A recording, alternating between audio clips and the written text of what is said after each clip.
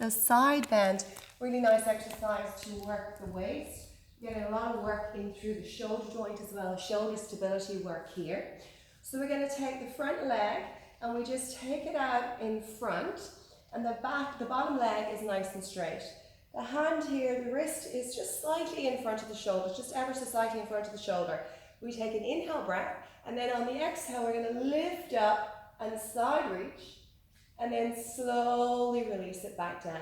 So really work into the feet. So you press deeply into the feet as you lift up, reaching the arm over the head, looking for that banana shaped position, and then slowly start to allow the hip to drop down. If you want to make this harder, each time you come down, don't allow the body weight to rest on the mat. So you're literally just almost kissing the mat with the side of the hip. So it looks like this. Exhale, reach over. Inhale, tap. Exhale, reach over. And inhale, tapping the mat with your hip. And of course, you're going to repeat that on the opposite side. So you're nice and equal through the right and left side of the spine. Challenging exercise for shoulder joint, but really nice if you've got the strength.